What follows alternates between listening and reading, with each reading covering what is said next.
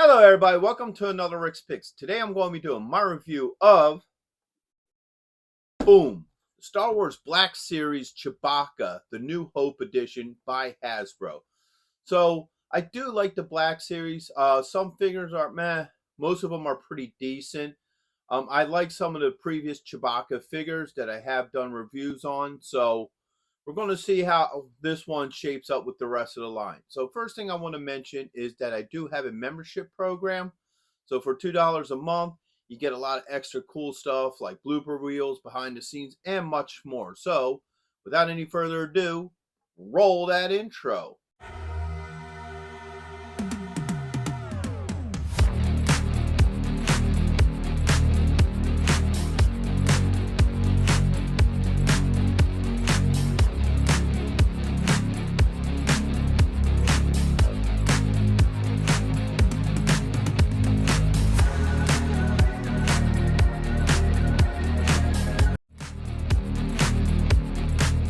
Okay, so here he is in packaging. Now you got your standard Black Series packaging. So you got Star Wars Black Series, Chewbacca, what movie this particular Chewbacca is from, which is The New Hope.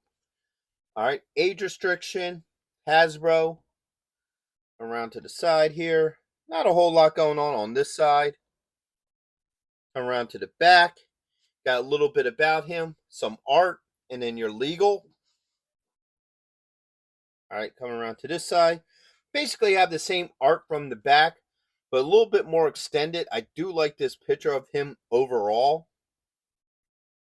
And coming around here. Nothing going on the top. And underneath is your legal and skew. So, with all that being said, let's open him up and see what he's about. So here he is out of packaging. So far, I like the profile to him. The profile to this figure looks really good. So we're going to get into his points of articulation. So the head does move. All right. You get a shoulder joint here with a swivel at it, an elbow joint, and you do get a wrist joint. Get this other arm up. Got a joint right here in his midsection.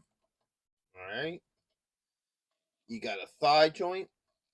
All right, you do get a little bit of a swivel in there.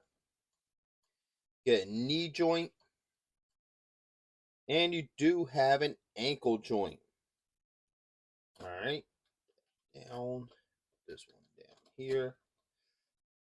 All right, so now let's look at his finer details. So first off, I like the head sculpt. I think the head sculpt looks really nice. Definitely captures the look from the first Star Wars movie. All right.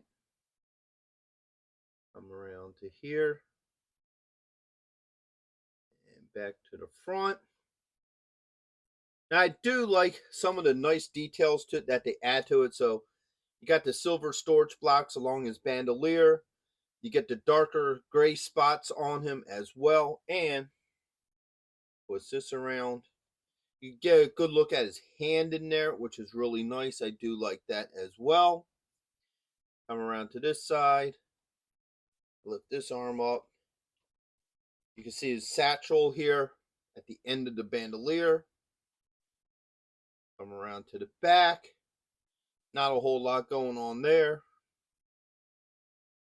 And the same with this side. We'll drop this arm down so you can see the arm a little bit better. And so forth. So overall, he's not a bad looking figure. Now, normally I would do a separate segment for accessories. But all he really comes with is his bowcaster. All right. So here it is. Now, this part is separate for whatever reason. But what it looks like is it can easily hook together right here. Must be for storage reasons or whatever. So there's the full crossbow and what have you. Now, it should be able to, fit over his back here. Oops. All right, let's try this again. There we go. So, if you want him to be carrying it over his shoulder, it does work. No issues with that. Right. Get the arm up. Now, one more thing I want to say about his crossbow when I take this off of here is looking at it, I like that the strap's a different color. I think that's a nice touch. Gives it a little bit more pop and personality to it. Right. Let's get this hand up. Right. Right. So that fits in nicely there. Let's see if we can get a two-handed hold with him. Nah, that arm, unfortunately, his arm doesn't spin enough to try to get a two-handed hold on this. All right, get that piece back in here. There we go.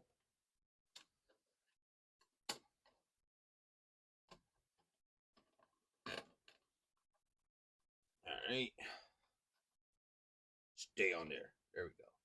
So as you can see, he does hold the crossbow without any issues and so forth.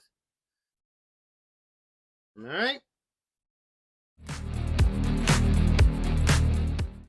Okay, so let's get into my final thoughts with him. So first off, his joints move very well. I don't have any issues with any of his joints.